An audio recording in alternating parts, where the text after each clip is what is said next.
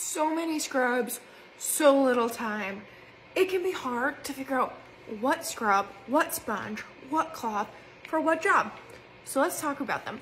First up, let's talk about the soap dispensing kitchen scrub brush. This is not your mama's kitchen scrub brush. It has super strong bristles and even a scraper on the back side of it.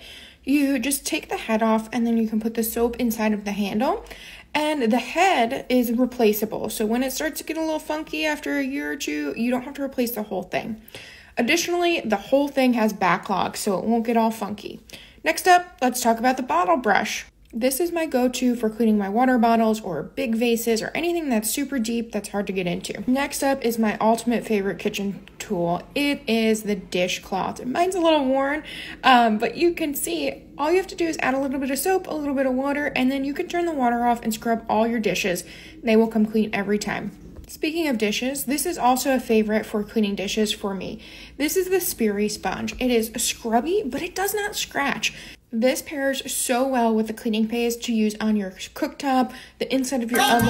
It is a complete powerhouse. This is also going to use to scrub my stainless steel sink and get it perfectly clean every single time. Moving on, let's talk about another type of sponge, the Enviro sponge. One side is scrubby and the other side is basically an Enviro cloth. This is my go-to for counters, cooktops, anything that needs a good wipe down that I would prefer to use a sponge on. I like that the scrubby is just a little bit scrubby and not super scrubby, and it does a really good job on my cooktop. Speaking of scrubbing power, let's talk about the ultimate scrubby, the Spearinet. This is going to replace things like steel wool or your really scrubby materials. My favorite place to use this is on my stainless steel pans that always get that burn-on mess that you can't really get off. A little bit of soap or cleaning paste and a few minutes of scrubbing and the pan looks basically brand new. How cool is that? Last up is our utility brush.